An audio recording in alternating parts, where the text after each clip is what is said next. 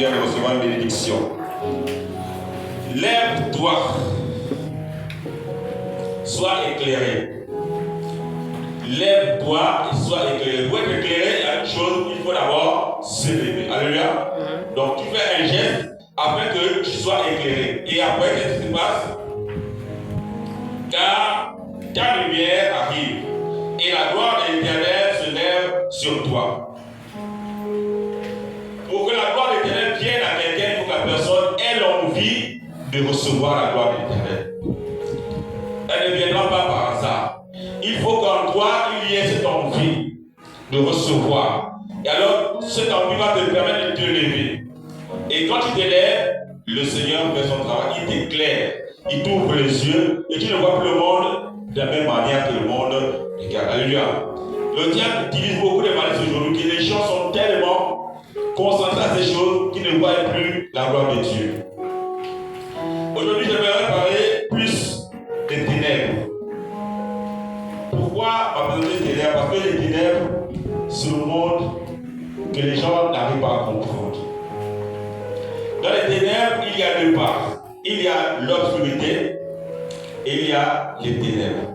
L'obscurité, c'est quand il y a un manque de lumière, un manque d'un instant. Quand la nuit arrive, ça c'est l'obscurité. Et dans l'obscurité, il y a la nuit. Alléluia. Et la nuit, c'est là où l'ennemi s'élève.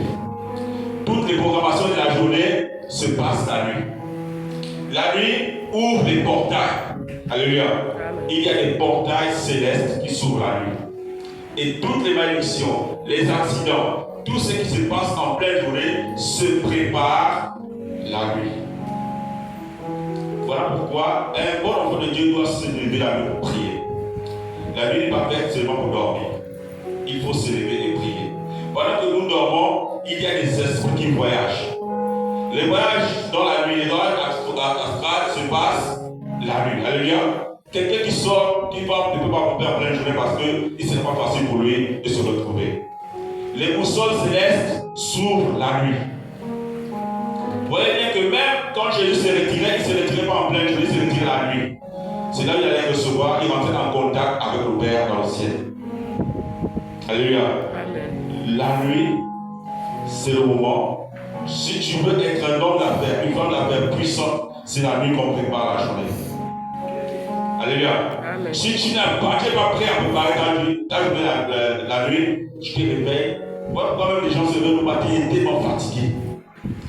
Il s'est passé ce qui s'est passé la nuit. Parce que ces corps-là, les gens les manipulent. Les gens les traînent de gauche à droite toute la nuit. Et quand tu es le matin, tu as mal quelque part, tu as mal à gauche à droite parce que ton corps a été utilisé à des fins spirituelles. Alléluia. La nuit, c'est vrai, on doit se reposer. Mais se reposer, c'est le corps qui se repose. Ton esprit doit être en éveil. Quand tu as un esprit en éveil, lorsqu'ils viendront chercher à te récupérer, ils ne vont pas te tenter parce qu'ils savent que tu connais leurs secrets. Donc la nuit n'est pas faite uniquement pour dormir. Après avoir regardé la télé jusqu'à 22h, 23h, on dort. Pendant que tu dors, si tu n'as pas présenté ta nuit entre les mains du Seigneur, tu es un instrument de transport. Alléluia. Un instrument de transport. On te balade, tu es un ballon. La Bible déclare que vous connaîtrez la vérité et la vérité vous affranchira. Nous ne sommes plus là pour dormir les nuits entières. Si même l'Église n'a pas déclaré une vérité de prière, toi-même dans ta maison, tu peux prier toute une nuit. C'est dans tes veilles, ça te donne un contact entre le ciel et la terre. Jacob a changé son nom à Israël la nuit. Alléluia. Amen. La nuit, il y a tellement de phénomènes qui se passent. Que le matin, les gens encaissent seulement parce qu'il n'est pas éveillé. Ton corps peut dormir, mais ton esprit ne peut pas dormir. Ton esprit ne peut pas dormir. Il faut que ton esprit éclaire le corps. Que quand il sort, le monde s'agenouille, le monde te respecte.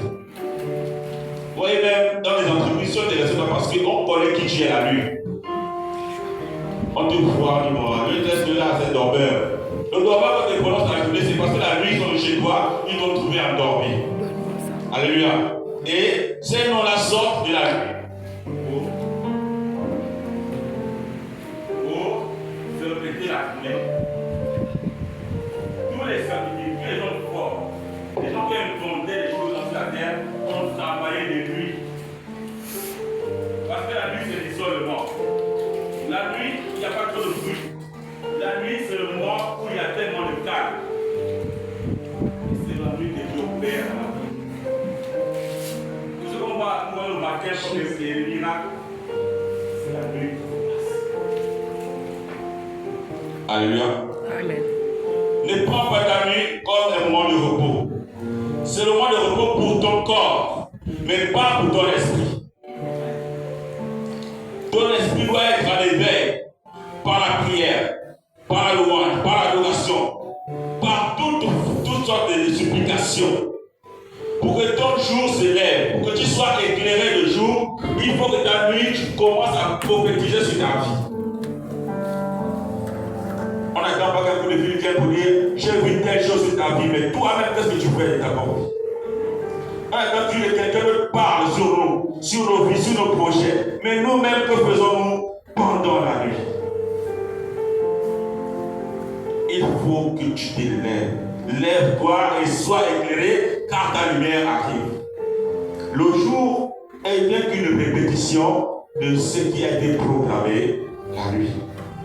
Alléluia. Amen. Même le sorcier, quand il programme un verset, tout ce qui vient dans la porte, c'est la nuit qui le fait. Et tu n'es pas éveillé, le matin tu viens se mentionner, quand tu traverses, il y a la malédiction qui a été préparée la nuit. Alléluia. Amen. Il faut vraiment ouvrir les yeux. Tout ce qui a été réussi dans la terre a été testé dans la nuit. Même ces maladies, les noms des maladies, c'est la nuit. Le travail nocturne, c'est là où le chrétien doit vraiment se manifester. Oui, donc même lorsque Jésus s'est rendu là, qu'est-ce qui s'est passé? L'obscurité a envahi toute la terre. Pourquoi? Parce qu'il fallait qu'il aille dans le Père. Et que le monde ne peut pas voir comme son